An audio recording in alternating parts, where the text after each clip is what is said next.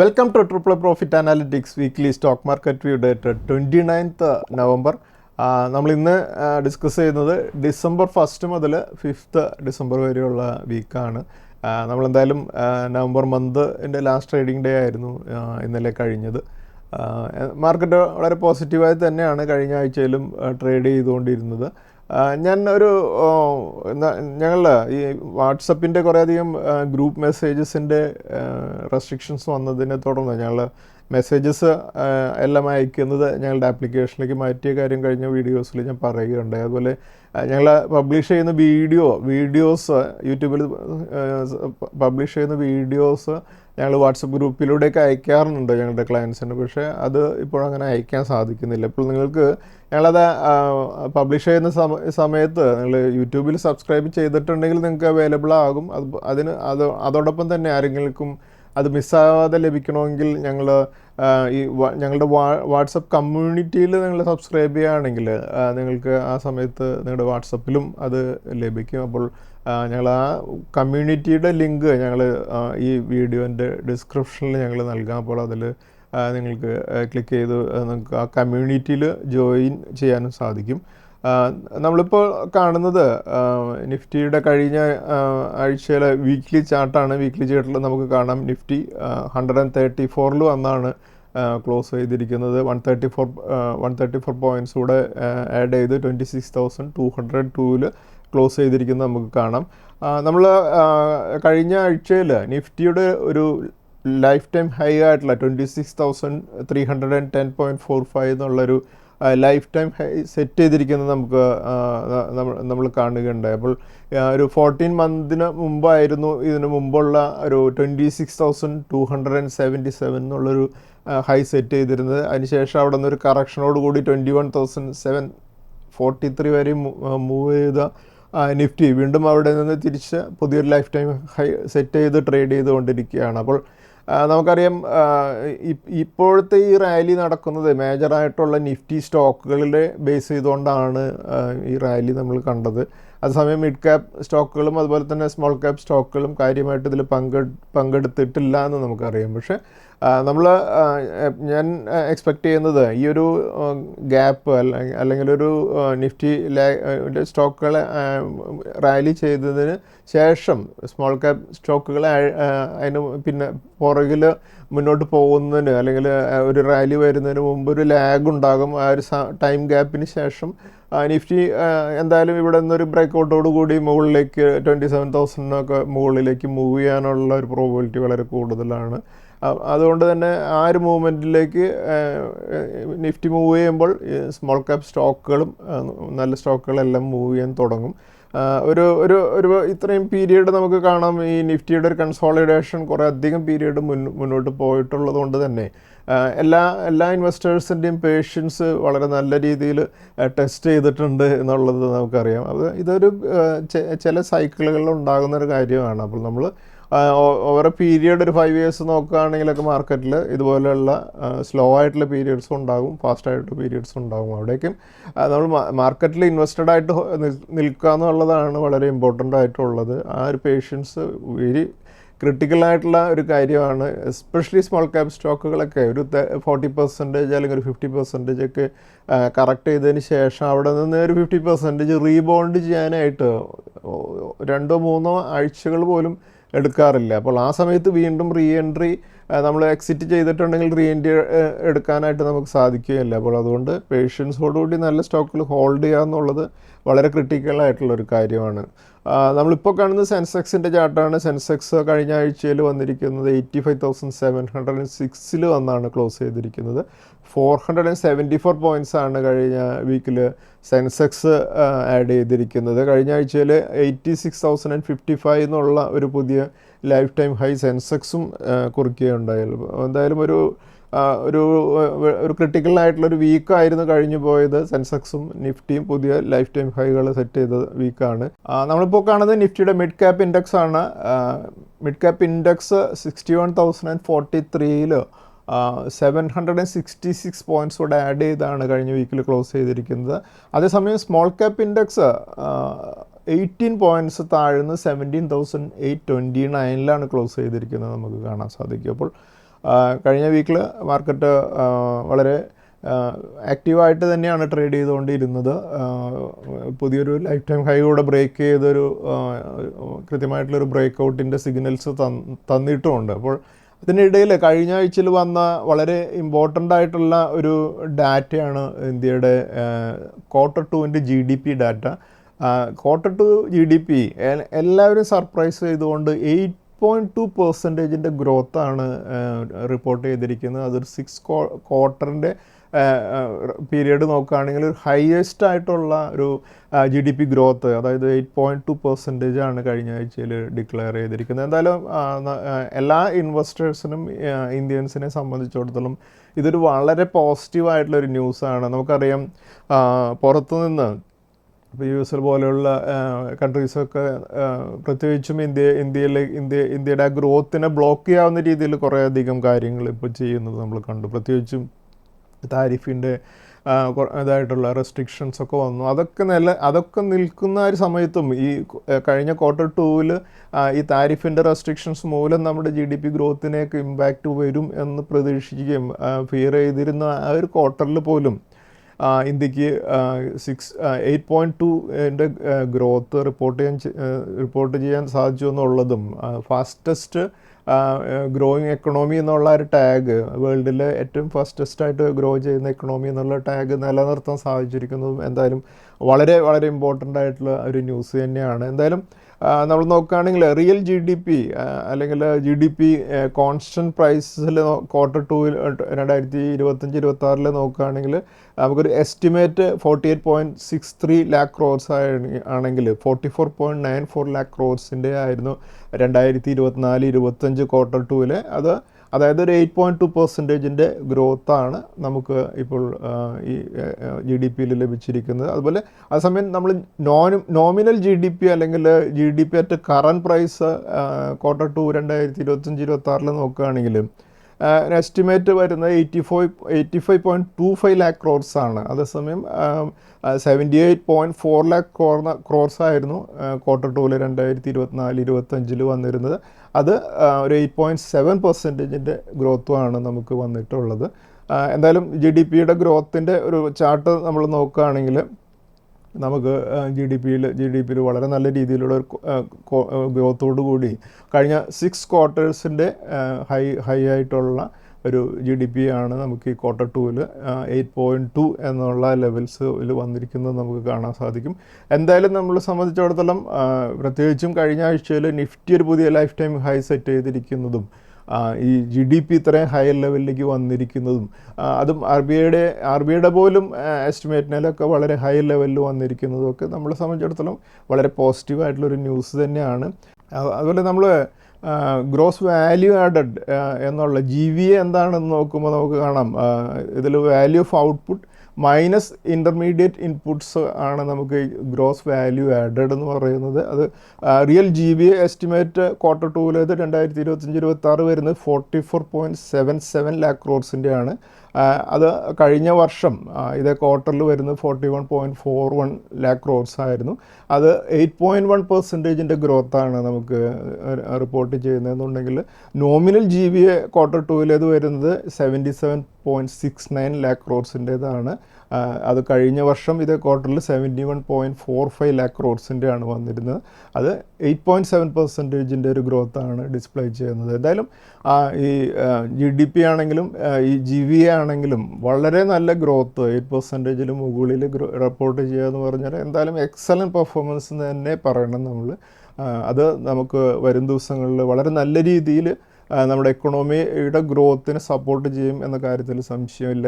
നമ്മുടെ എക്കണോമിയുടെ ഒരു സ്ട്രെങ്ത് തന്നെയാണ് കാണിക്കുന്നത്. നമ്മൾ ഇപ്പോൾ കാണുന്നത് ഒരു GVAയുടെ ഒരു സെക്ടറൽ കോമ്പോസിഷൻ്റെ ഒരു ചാർട്ടാണ്. അതുപോലെ അതിൽ നമുക്ക് നോക്കിയാൽ കാണാൻ സാധിക്കും നമുക്ക് ഫിനാൻഷ്യൽസും റിയൽ എസ്റ്റേറ്റിനും എല്ലാം ഒരു കോൺട്രിബ്യൂഷനാണ് ഏറ്റവും കൂടുതലായിട്ട് 27-ൽ വരുന്നത്. പബ്ലിക് അഡ്മിനിസ്ട്രേഷൻ ഡിഫൻസും ഒക്കെ 16%, അതുപോലെ ട്രേഡും ഹോട്ടൽസും ട്രാൻസ്പോർട്ടും അതുപോലെ കമ്മ്യൂണിക്കേഷനും ഒക്കെ 17% 15% ഒക്കെയാണ് അതിൽ വരുന്നത്. മാനുഫാക്ചറിങ് 14% വരുന്നുണ്ട്. അപ്പോൾ എന്തായാലും GVM വളരെ നല്ല രീതിയിൽ തന്നെ ഒരു സ്പ്രെഡായിട്ട് നമുക്ക് ഡെവലപ്പ് ചെയ്ത് വരുന്നതും വരും ദിവസങ്ങളിൽ നമുക്ക് നമ്മുടെ ഇക്കണോമിയുടെ ഒരു സ്ട്രെങ്ത്തിനെ തന്നെയാണ് കാണിക്കുന്നത്. ചൈനയുടെ ഒക്കെ നമുക്ക് GVA നോക്കുകയാണെങ്കിൽ മാനുഫാക്ചറിങ് ആണ് അവരുടെ വലിയൊരു പെർസെൻറ്റേജ് വരുന്നത്. നമ്മുടെ മാനുഫാക്ചറിങ്ങിൻ്റെ ഒരു GVA എന്ന് പറയുന്നത് 14% ആണ് ഇപ്പോൾ ഉള്ളത്. അതേസമയം അഗ്രികൾച്ചറാണ് മറ്റൊരു 14% വരുന്നത്. അപ്പോൾ GVA മാനുഫാക്ചറിങ്ങിലൂടെ കൂട്ടാൻ നമ്മൾ ശ്രമിച്ചുകൊണ്ടിരിക്കുന്നുണ്ട്. അത് കുറേ കൂടെ മുന്നോട്ട് പോവുകയാണെങ്കിൽ ഒരു പക്ഷേ ഒരു പോസിറ്റീവായിട്ടുള്ളൊരു കാര്യമാവുകയും ചെയ്യും. അപ്പോൾ എന്തായാലും നമ്മളെ സംബന്ധിച്ചിടത്തോളം ഈ GDP ഡാറ്റ വളരെ പോസിറ്റീവായിട്ടുള്ള ന്യൂസാണ്. ഇൻവെസ്റ്റേഴ്സിന് ഈ മാർക്കറ്റിൻ്റെ ഒരു ബ്രേക്കൗട്ടോട് കൂടി ഇത്രയും സമയവും പേഷ്യൻസോടുകൂടി ഹോൾഡ് ചെയ്തിരുന്ന ഇൻവെസ്റ്റേഴ്സിനെ വരും ദിവസങ്ങളിൽ മാർക്കറ്റ് അതിന് ആ പേഷ്യൻസ് കാണിച്ചവരെല്ലാം റിവാർഡ് ചെയ്യുമെന്ന് തന്നെയാണ് ഞാൻ വളരെ കോൺഫിഡൻസോടുകൂടി വിശ്വസിക്കുന്നത്.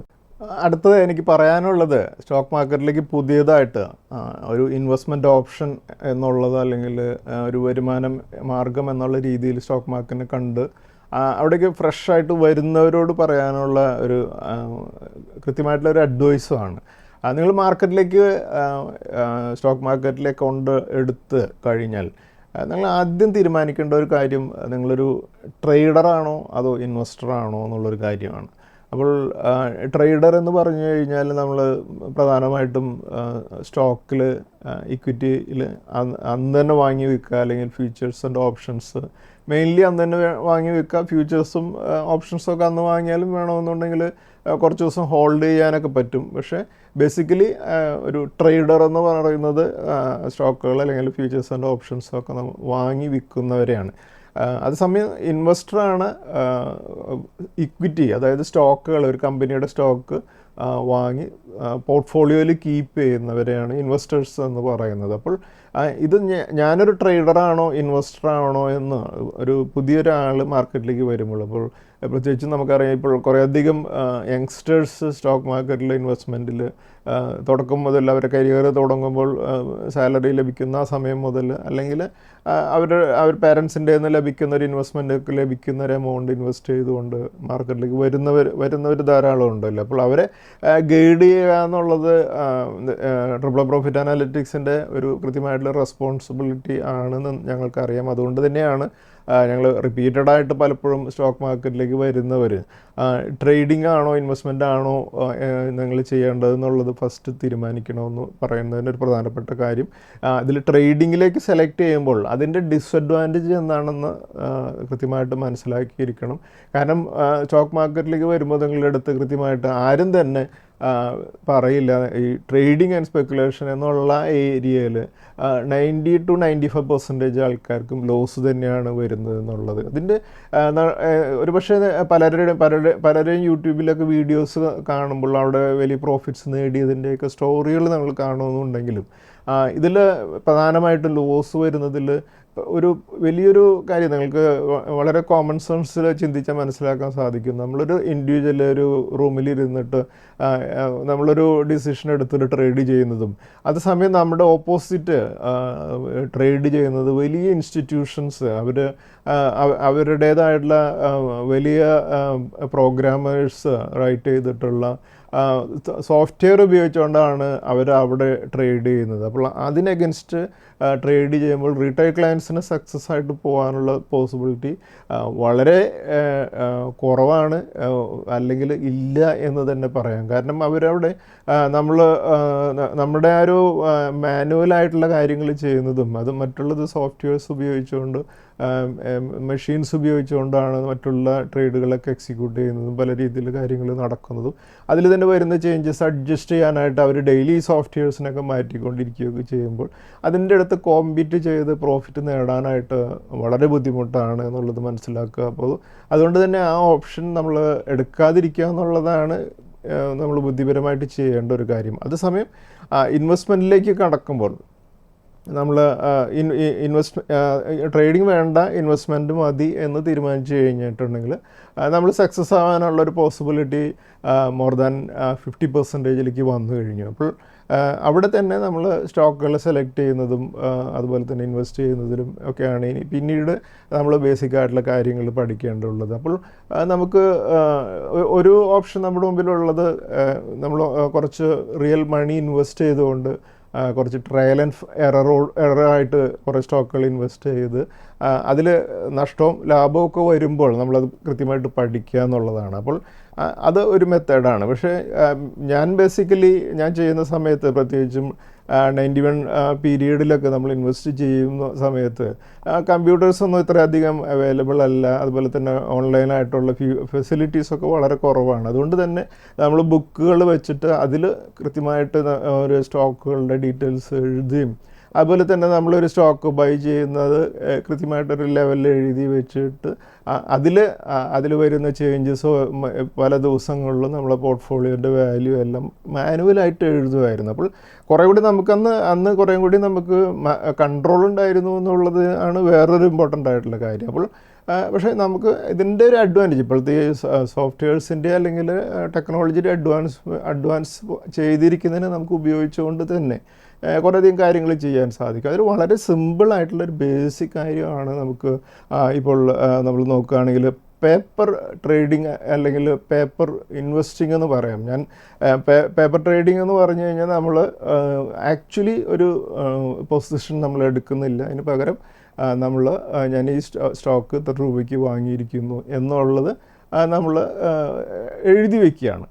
അതിനാണ് പേപ്പർ ട്രേഡിംഗ് എന്ന് പറയുന്നത്. അതിൽ ഞാൻ ഈ പേപ്പർ ട്രേഡിംഗ് എന്നുള്ള വാക്ക് ഉപയോഗിക്കുമ്പോൾ നിങ്ങൾ അന്ന് തന്നെ വാങ്ങി വിൽക്കുന്നതാണോ എന്നുള്ള സംശയം വരാതിരിക്കാനായിട്ട് ഞാൻ ഇതിനെ പേപ്പർ ഇൻവെസ്റ്റിംഗ് എന്നുള്ള വാക്ക് ഉപയോഗിക്കാം. അപ്പോൾ നമ്മൾ പേപ്പറിൽ നമ്മൾ വാങ്ങുന്നു വിൽക്കുന്നു എന്ന് പറയുമ്പോൾ എന്താണെന്ന് വെച്ചിട്ടുണ്ടെങ്കിൽ നമ്മളൊരു സ്റ്റോക്ക് 100 രൂപയിൽ നിൽക്കുന്ന ഒരു സ്റ്റോക്ക് ഇങ്ങനെ വാങ്ങിക്കഴിഞ്ഞാൽ നമ്മളതിനെ ഹോൾഡ് ചെയ്യുകയാണ്. ആ സമയം നമ്മളിന്ന് വാങ്ങി 100 സ്റ്റോക്ക് വാങ്ങിയിരിക്കുന്നു, 100 രൂപയ്ക്ക് വാങ്ങിയിട്ടുണ്ടെങ്കിൽ പിന്നത്തെ ദിവസം ആ സ്റ്റോക്ക് 98 ട്രേഡ് ചെയ്തതെന്നുണ്ടെങ്കിൽ നമുക്കന്ന് ലോസിലായിരിക്കും. പിറ്റേ ദിവസം അത് 95 പോയേക്കും, അപ്പോഴും നമ്മൾ ലോസിലായിരിക്കും. അതിനുശേഷം ഒരു 10-15 ദിവസത്തിന് ശേഷം ഈ സ്റ്റോക്ക് 105 വരികയാണെങ്കിൽ നമ്മൾ പ്രോഫിറ്റിലായിട്ടുണ്ടല്ലോ. അപ്പോൾ നമുക്ക് മാനുവലായിട്ട് അല്ലെങ്കിൽ നമുക്ക് ആക്ച്വൽ പൈസ പോകുന്നില്ല, പക്ഷേ ഈ സ്റ്റോക്ക് താഴേക്ക് പോകുമ്പോൾ നമ്മുടെ കയ്യിൽ നിന്ന് പൈസ പോകുന്നില്ല, മുകളിലേക്ക് വരുമ്പോഴും പ്രോഫിറ്റ് ലഭിക്കുന്നുമില്ല. പക്ഷേ നമുക്ക് ആ റിയൽ ഫീലിംഗ് എന്താണ് ഇൻവെസ്റ്റ്മെൻറ്റിലൂടെ എന്നുള്ളത് മനസ്സിലാക്കാനായിട്ടൊരു പുതിയതായിട്ട് സ്റ്റോക്ക് മാർക്കറ്റിലേക്ക് വരുന്ന ഒരാൾക്ക് വളരെ കൃത്യമായിട്ട് ചെയ്യുകയും അതിൽ നിന്ന് നമ്മൾക്ക് എന്താണ് ആ അനുഭവം എന്നുള്ളത് റിയൽ ക്യാഷ് ഇൻവെസ്റ്റ് ചെയ്യാതെ പഠിക്കാനായിട്ട് സാധിക്കും എന്നുള്ളതാണ് ഇതിൽ ഇമ്പോർട്ടൻ്റ് ആയിട്ടുള്ള ഒരു കാര്യം. അതേസമയം ഇന്ന് നിങ്ങൾക്ക് പ്രാക്ടിക്കലി ചെയ്യാവുന്ന ഒരു കാര്യം എന്താണെന്ന് വെച്ചിട്ടുണ്ടെങ്കിൽ ഇപ്പോൾ കുറേ വെബ്സൈറ്റുകളുണ്ട്. അതിലിപ്പോൾ നമ്മൾക്ക് വളരെ കോമൺ ആയിട്ടുള്ളൊരു വെബ്സൈറ്റാണ് മണി കൺട്രോൾ എന്നുള്ളൊരു വെബ്സൈറ്റ്. അപ്പോൾ ആ വെബ്സൈറ്റിൽ നിങ്ങൾക്ക് ആ പോർട്ട്ഫോളിയോ എന്നുള്ള ഒരു ഓപ്ഷനുണ്ട്. വെബ്സൈറ്റിൻ്റെ ഒരു സെൻട്രലായിട്ടൊരു ഓപ്ഷനുണ്ട്. അവിടെ നിങ്ങൾ അക്കൗണ്ടിൽ നിങ്ങളുടെ മെയിൽ ഐ ഡി ഒക്കെ കൊടുത്തൊരു ലോഗിൻ ഐ ഡി ക്രിയേറ്റ് ചെയ്യേണ്ടി വരും. അതിനുശേഷം ലോഗിൻ ചെയ്ത് കഴിഞ്ഞാൽ നിങ്ങൾക്ക് അവിടെ ഒരു പോർട്ട്ഫോളിയോ നിങ്ങൾക്ക് ക്രിയേറ്റ് ചെയ്യാനായിട്ട് സാധിക്കും. ഇപ്പോൾ നമ്മൾ എക്സാമ്പിളായിട്ട് എടുക്കുകയാണെങ്കിൽ നമ്മളിപ്പോൾ ഞാനൊരു ആ വീഡിയോയിൽ കുറച്ച് സ്റ്റോക്കുകൾ ഇൻവെസ്റ്റ് ചെയ്യുന്നതിൻ്റെ ഒരു ഓപ്ഷൻ ഇവിടെ ഡിസ്പ്ലേ ചെയ്യാം. അത് പോർട്ട്ഫോളിയോ എന്നുള്ള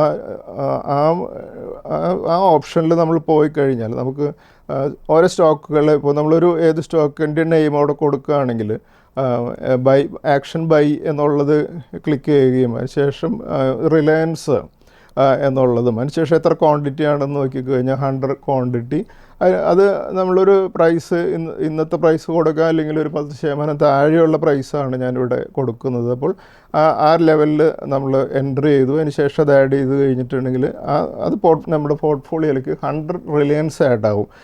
അതിന് ശേഷം നമുക്ക് മറ്റൊരു സ്റ്റോക്കിനെ എടുക്കാം. ഇപ്പോൾ റിലയൻസ് ആഡ് ചെയ്ത് കാണാം. അടുത്തത് ബൈ നമ്മൾ കൊടുക്കുന്നത് ലാർസൺ ടൂബ്രോ LNT എന്നുള്ള കമ്പനി ആഡ് ചെയ്തു. അതിലും 100 ക്വാണ്ടിറ്റി നമ്മൾ ബൈ ചെയ്യുന്നു. ഇപ്പോഴത്തെ പ്രൈസിൽ നിന്ന് ഒരു 10% താഴെ നമ്മൾ എൻ്റർ ചെയ്യുന്നതായിട്ട് നമ്മളവിടെ എൻ്റർ ചെയ്യുകയാണ്. അപ്പോൾ ആ സ്റ്റോക്ക് കൂടെ നമ്മുടെ പോർട്ട്ഫോളിയോയിലേക്ക് നമ്മളൊരു ഇമാജിനറി പോർട്ട്ഫോളിയോ ആണ് നമ്മളത് ക്രിയേറ്റ് ചെയ്യുന്നതിലേക്ക് ആഡ് ചെയ്യുകയാണ്. വീണ്ടും ഒരു സ്റ്റോക്ക് കൂടെ ആഡ് ചെയ്യുക. അങ്ങനെ അടുത്തതായിട്ട് മഹീന്ദ്രയാണ് നമ്മളിതിൽ ആഡ് ചെയ്യുന്നത്. അതിൻ്റെയും ഒരു 100 ക്വാണ്ടിറ്റി ആഡ് ചെയ്യുമ്പോൾ നമുക്ക് ഒരു 10% താഴെയുള്ളൊരു പ്രൈസ് ആഡ് ചെയ്ത് കഴിഞ്ഞിട്ടുണ്ടെങ്കിൽ നമുക്കിതുപോലെ നമുക്കൊരു പോർട്ട്ഫോളിയോ നമുക്ക് വളരെ നല്ല സ്റ്റോക്കുകളിൽ നമുക്ക് ക്രിയേറ്റ് ചെയ്യാൻ സാധിക്കും. അതുപോലെ നമ്മൾ ഒരു 10 സ്റ്റോക്കുകളെ ഇതുപോലെ നമുക്ക് ആഡ് ചെയ്തതിന് ശേഷം നമുക്ക് നമ്മുടെ ഒരു സ്റ്റോക്ക് പോർട്ട്ഫോളിയോ നമുക്ക് സേവ് ചെയ്യുകയാണെങ്കിൽ നമുക്ക് എല്ലാ ദിവസവും ഈ സ്റ്റോക്കുകളുടെ മൂവ്മെൻറ്റ്സ്, നമ്മുടെ പോർട്ട്ഫോളിയോയുടെ മൂവ്മെൻറ്റും നമുക്ക് വാച്ച് ചെയ്യാൻ സാധിക്കും. അപ്പോൾ ഓരോ ദിവസവും ഓരോ സ്റ്റോക്കിൽ വരുന്ന പ്രോഫിറ്റും അതുപോലെ തന്നെ ടോട്ടൽ നമ്മുടെ കയ്യിലുള്ള സ്റ്റോക്കുകളുടെ വരുന്ന വ്യത്യാസവും പോർട്ട്ഫോളിയോയിൽ വരുന്ന ഗെയിനും നമ്മൾ ഓരോ ഗെയിനുകളും നമുക്കിതിൽ കാണാൻ സാധിക്കും. അതുപോലെ തന്നെ നമുക്ക് ഏതെങ്കിലും ഒരു സ്റ്റോക്കിനെ പോർട്ട്ഫോളിയോയിൽ നിന്ന് വിറ്റ് കഴിഞ്ഞാൽ നമുക്കതിൽ ആ നമ്മുടെ പോർട്ട്ഫോളിയോയിൽ നിന്ന് ആ സ്റ്റോക്ക് മൂവ് ചെയ്ത് പോവുകയും ചെയ്യും. അപ്പോൾ ഇതുപോലെ നമ്മൾ ചെയ്യുകയാണെങ്കിൽ നമ്മുടെ ആക്ച്വൽ മണി ഇൻവെസ്റ്റ് ചെയ്യാതെ നമുക്ക് നമ്മുടെ പോർട്ട്ഫോളിയോ നമുക്കൊന്ന് മാനേജ് ചെയ്യാനായിട്ട് ഇനീഷ്യലി നമുക്കത് പഠിക്കാനായിട്ട് സാധിക്കും. ഇത് പുതിയതായിട്ട് വരുന്നവർ വളരെ ഇമ്പോർട്ടൻ്റ് ആയിട്ട് ചെയ്യേണ്ട ഒരു കാര്യമാണ്. അതുപോലെ അതേസമയം നമുക്ക് നോക്കുകയാണെങ്കിൽ ചില ബ്രോക്കേഴ്സ് എല്ലാം ഒരു വെർച്വൽ പോർട്ട്ഫോളിയോ അവരുടെ ഓൺലൈൻ സൈറ്റിൽ നമുക്ക് മാനേജ് ചെയ്യാനായിട്ട് ഉള്ള ഫെസിലിറ്റി നൽകുന്നുണ്ട്. ആ ഓപ്ഷനും ഇതുപോലെ ഈ പോർട്ട്ഫോളിയോയുടെ പോലെ തന്നെ നിങ്ങൾക്ക് ചെയ്യാവുന്ന ഒരു കാര്യമാണ്. എന്തായാലും ഞാൻ ഇത് വെർച്വൽ പോർട്ട്ഫോളിയോ എന്നുള്ളത് കണ്ടിട്ടുള്ളത് ഇത് ഷേഗാൻ എന്നുള്ള ബ്രോക്കറുടെ ഒരു ഫീച്ചറാണ്. അവരുടെ ഓൺലൈൻ സൈറ്റിൽ ലോഗിൻ ചെയ്തിട്ടുണ്ടെങ്കിൽ നിങ്ങൾക്ക് വെർച്വൽ പോർട്ട്ഫോളിയോ ക്രിയേറ്റ് ചെയ്യാനുള്ള ഓപ്ഷൻ ഉണ്ട്. അവിടെ നമ്മളൊരു നമ്മൾ പ്ലാൻ ചെയ്യുന്നൊരു സ്റ്റോക്ക് വാങ്ങിയതായിട്ട് നമുക്കവിടെ ആ റേറ്റ് ഒരു പർട്ടിക്കുലർ റേറ്റ് എൻ്റർ ചെയ്ത് കൊടുക്കാനുള്ള ഓപ്ഷനിൽ ഉണ്ട്. അത് എൻ്റർ ചെയ്യുകയാണെങ്കിൽ നമുക്ക് നമ്മുടെ പോർട്ട്ഫോളിയോൻ്റെ പെർഫോമൻസ് നമുക്ക് റിയൽ ക്യാഷ് ഇൻവെസ്റ്റ് ചെയ്യാതെ നമുക്ക് മനസ്സിലാക്കാൻ സാധിക്കും. ഇത് യങ്സ്റ്റേഴ്സായിട്ടുള്ളവരെ സംബന്ധിച്ചിടത്തോളം വളരെ ഇമ്പോർട്ടൻ്റ് ആണ്. കാരണം എങ്ങനെയാണ് സ്റ്റോക്കിൽ നമ്മൾ പേഷ്യൻസോടുകൂടി ഹോൾഡ് ചെയ്യുക എന്നുള്ളത് പഠിക്കും. കാരണം നമ്മൾ സ്റ്റോക്ക് വാങ്ങിയിട്ട് നമ്മളെ റിയൽ ക്യാഷ് ഇൻവോൾവ് ആവാത്തത് കൊണ്ട് തന്നെ നമ്മൾ ഓരോ നെഗറ്റീവ് ന്യൂസിനോടൊന്നും റിയാക്ട് ചെയ്യാതിരുന്നാൽ ഓവർ പീരീഡ് ഒരു 6 months അല്ലെങ്കിൽ ഒരു 1 year ഒക്കെ കഴിയുമ്പോൾ എങ്ങനെയാണ് ആ സ്റ്റോക്ക് പെർഫോം ചെയ്യുന്നത് എന്നുള്ളത് നമ്മൾ കൃത്യമായിട്ട് ഇത് നോക്കും. കാരണം നമ്മളതിൽ വിൽക്കുന്നില്ലല്ലോ, നമ്മൾ പാനിക്കായിട്ട് വിൽക്കുന്നില്ല. ഈ പാനിക്കായിട്ട് വിൽക്കുന്നതാണ് പലപ്പോഴും നമ്മുടെ സ്റ്റോക്ക് മാർക്കറ്റിലെ ലോസിനോ അല്ലെങ്കിൽ നമ്മുടെ പോർട്ട്ഫോളിയോയുടെ അണ്ടർ പെർഫോമൻസിൻ്റെ പ്രധാനപ്പെട്ട ഒരു കാരണം. അപ്പോൾ ആ പേഷ്യൻസ് പഠിക്കാനായിട്ട്, അത് പ്രാക്ടിക്കലി തന്നെ പഠിക്കാനായിട്ട് നമുക്ക് ഇതുപോലെയുള്ള വെർച്വൽ പോർട്ട്ഫോളിയോ നമ്മൾ മാനേജ് ചെയ്യുന്നത് വളരെ നല്ലതാണ്. അതിന് വളരെ പേഷ്യൻസ് വേണം. പക്ഷേ അങ്ങനെ പേഷ്യൻസോടുകൂടി അത് സ്റ്റാർട്ട് ചെയ്യുകയും പിന്നീട് കൈകൊണ്ട് എഴുതുക അല്ലെങ്കിൽ ഇതുപോലെ ഇങ്ങനെ നമ്മൾ ചെയ്യുന്ന കാര്യങ്ങൾ പോർട്ട്ഫോളിയോയിലേക്ക് ചെയ്ത് കഴിഞ്ഞാൽ പിന്നീട് നമ്മുടെ പോർട്ട്ഫോളിയോ ഒരു 50 lakhsലേക്ക് ഒരു 1 crore വരുമ്പോൾ നമുക്ക് ആ ഒരു ബെനിഫിറ്റ്, ഒരു സ്റ്റോക്കിൽ പെട്ടെന്നൊരു ന്യൂസ് മൈനസായിട്ട് നെഗറ്റീവ് ഒരു ന്യൂസ് വന്നാലൊന്നും നമുക്ക് നമ്മുടെ ഈ വെർച്വൽ പോർട്ട്ഫോളിയോ മാനേജ് ചെയ്തതിൻ്റെ എക്സ്പീരിയൻസ് ഉള്ളതുകൊണ്ട് നമുക്ക് പാനിക് ആകാതെ നമുക്ക് കാര്യങ്ങൾ ചെയ്യാൻ സാധിക്കും. അതുപോലെ കഴിഞ്ഞ വീക്കിലെ ഏറ്റവും ബെസ്റ്റ് പെർഫോമിംഗ് സ്റ്റോക്കുകൾ ഏതൊക്കെയാണെന്ന് നോക്കാം. സ്റ്റോക്കുകൾ ഗുജറാത്ത് മിനറൽസ് 10% ഉയർന്നും, അതുപോലെ ആദിത്യ ബിർള ക്യാപിറ്റൽ 9% ഉയർന്നും, അശോക് ലൈലൻഡ് 9% ഉയർന്നും, വെൽസ്പൻ ലിവിംഗ് 9% ഉയർന്നും, M&M ഫിനാൻഷ്യൽസ് 8% ഉയർന്നും, L&T ഫിനാൻസ് 8% ഉയർന്നും, ഡോക്ടർ അഗർവാൾസ് ഹെൽത്ത് കെയർ 8% ഉയർന്നും, വരുൺ ബീവറേജസ് 7% ഉയർന്നും, KSB 7% ഉയർന്നും, ഇൻവെഞ്ചറസ് നോളേജ് 7% ഉയർന്നും, IIFL ഫിനാൻസ് 7% ഉയർന്നും, ഗ്രാവിറ്റ 6% ഉയർന്നും, സെഞ്ചുറി പ്ലൈബോർഡ്സ് 6% ഉയർന്നും, കോഫോർജ് 6% ഉയർന്നും, സരിഗമ 6% ഉയർന്നാണ് ക്ലോസ് ചെയ്തിരിക്കുന്നത്. ഈ സ്റ്റോക്കുകളെല്ലാം ഒരു അപ് ട്രെൻഡിലായതുകൊണ്ട് നമുക്ക് അടുത്ത ആഴ്ചയിലും ഈ സ്റ്റോക്കുകൾ നമ്മുടെ വാച്ച് ലിസ്റ്റിൽ കീപ്പ് ചെയ്യാം. അതുപോലെ കഴിഞ്ഞ ആഴ്ചയിൽ 4 ഇൻസ്റ്റിറ്റ്യൂഷൻസിൻ്റെ ഡാറ്റ നോക്കുമ്പോൾ FIS കഴിഞ്ഞ ആഴ്ചയിൽ 3659.4 crores സെല്ലേഴ്സ് ആയിരുന്നു. അതേസമയം ഡൊമസ്റ്റിക് ഇൻസ്റ്റിറ്റ്യൂഷൻസ് 22,762.7 crores ബയേഴ്സും ആയിരുന്നു. നെക്സ്റ്റ് നമുക്ക് നിഫ്റ്റിയുടെ അനാലിസിസിലേക്ക് കടക്കാം. കഴിഞ്ഞ ആഴ്ചയിലെ നിഫ്റ്റിയുടെ ട്രേഡിംഗ് പാറ്റേൺ ആണ് നമ്മളിപ്പോൾ കാണുന്നത്. 21 നവംബറിന് നിഫ്റ്റി ക്ലോസ് ചെയ്തിരുന്നത് 26,068ലാണ്. 24ന് 108 പോയിൻറ്റ്സ് താഴ്ന്നും 25ന് 74 പോയിൻറ്റ്സ് താഴ്ന്നും ക്ലോസ് ചെയ്ത നിഫ്റ്റി 26ന് 320 പോയിൻറ്റ്സിൻ്റെ വലിയൊരു റാലിയോട് കൂടി അപ്വേർഡ് മൂവ്മെൻറ്റ് നടത്തി. അതിനുശേഷം 27th നവംബറിലാണ് 10 പോയിൻറ്റ്സ് ഉയർന്നത്. അന്നൊരു ലൈഫ് ടൈം ഹൈ ആയിട്ടുള്ള 26,310 അന്നാണ് ടെസ്റ്റ് ചെയ്തിരുന്നത്. അതുപോലെ 28th നവംബറിന് 12 പോയിൻറ്റ്സ് കൂടെ താഴ്ന്നാണ് നിഫ്റ്റി ക്ലോസ് ചെയ്തത്. അതുപോലെ നിഫ്റ്റിയുടെ മന്ത്ലി ചാർട്ട് നോക്കുമ്പോൾ നമുക്ക് കാണാം, നവംബർ മന്തിൻ്റെ ട്രേഡിംഗ് ഡേയ്സ് ഫ്രൈഡോടുകൂടി ക്ലോസ് ചെയ്തു. 480 പോയിൻറ്റ്സിലാണ് നിഫ്റ്റി മന്ത്ലി ചാർട്ട് ക്ലോസ് ചെയ്തിരിക്കുന്നത് നമുക്ക് കാണാം. അതുപോലെ നിഫ്റ്റിയുടെ വീക്കിലി ചാർട്ടിൽ നോക്കുമ്പോൾ നമുക്ക് കാണാം, ഇതിനു മുമ്പുള്ള ഒരു നിഫ്റ്റിയുടെ ലൈഫ് ടൈം ഹൈ ആയിരുന്നത് 26,277 ആണ്. ആ ലെവൽ ബ്രേക്ക് ചെയ്ത് 26,310 എന്നുള്ളൊരു പുതിയ ലൈഫ് ടൈം ടെസ്റ്റ് ചെയ്തതിന് ശേഷം കഴിഞ്ഞ വീക്കിൽ മാർക്കറ്റ് ക്ലോസ് ചെയ്തിരിക്കുന്നത് നമുക്ക് കാണാം.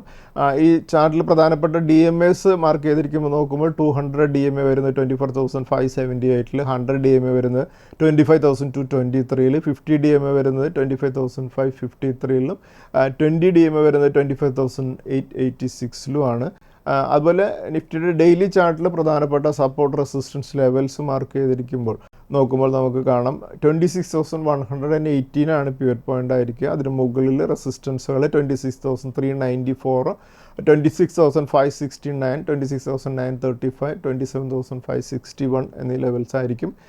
അതേസമയം 26,118 താഴെ സപ്പോർട്ട് ലെവലുകൾ 25,943, 25,651, 25,451, 24,951, അതുപോലെ 24,585 എന്നീ ലെവൽസ് ആയിരിക്കും. അതുപോലെ നമ്മൾ അടുത്ത ആഴ്ചയിലേക്ക് ഒരു ട്രേഡിംഗ് റേഞ്ച് ഫിക്സ് ചെയ്യുമ്പോൾ അപ്പർ റേഞ്ച് 26,935, ലോവർ റേഞ്ച് 24,459 ആണ്. പിവറ്റ് പോയിന്റ് ആയിട്ട് നിൽക്കുക 26,118 ആയിരിക്കും. നെക്സ്റ്റ് നമുക്ക് അടുത്ത ആഴ്ചയിൽ ഇൻവെസ്റ്റ്മെൻറ്റ് സ്ട്രാറ്റജീസിലേക്ക് കടക്കുമ്പോൾ നമ്മുടെ ഇന്നത്തെ സ്റ്റോക്ക് ഓഫ് ദി വീക്കായിട്ട് നമ്മൾ ഡിസ്കസ് ചെയ്യുന്ന സ്റ്റോക്ക് യൂറോക്ക ഫോബ്സ് ആണ്. ഈ സ്റ്റോക്ക് ഒരു നല്ലൊരു ബ്രേക്കൗട്ടോട് കൂടി കഴിഞ്ഞ വീക്കിൽ 651 ക്ലോസ് ചെയ്തിരിക്കുന്നത്. ഈ ലെവലിന് മുകളിൽ യൂറോക്ക ഫോബ്സിൻ്റെ അടുത്ത റെസിസ്റ്റൻസ് 716 ആയിരിക്കും. അതുകൊണ്ട് നമ്മുടെ ഇന്നത്തെ stock of the week Eureka Forbes ആണ്. അടുത്ത റെസിസ്റ്റൻസ് 716 ആണ്. അതുപോലെ നമ്മുടെ ഇന്നത്തെ triplet technical pick Patel engineering ആണ്. ഈ സ്റ്റോക്ക് കഴിഞ്ഞ വീക്കിൽ ക്ലോസ് ചെയ്തിരിക്കുന്നത് 36ലാണ്. ഈ ലെവലിന് മുകളിൽ പട്ടേൽ എഞ്ചിനീയറിങ്ങിൻ്റെ അടുത്ത റെസിസ്റ്റൻസ് 44 ആണ്. അതുപോലെ നമ്മുടെ ഇന്നത്തെ സ്റ്റോക്സ് വിത്ത് ടെക്നിക്കൽ ബ്രേക്കൗട്ടുകൾ ഏതൊക്കെയാണെന്ന് നോക്കാം. ഈ സ്റ്റോക്കുകൾ Welspun living, Ashok Leyland, M&M finance, AB capital, അതുപോലെ ഫെഡറൽ ബാങ്ക് എന്നീ സ്റ്റോക്കുകളാണ്. ഈ സ്റ്റോക്കുകളും ഒരു അപ് ട്രെൻഡിലുള്ളതായതുകൊണ്ട് നമുക്ക് ഈ സ്റ്റോക്കുകൾ നമ്മുടെ വാച്ച് ലിസ്റ്റിൽ കീപ്പ് ചെയ്യാം. Thank you.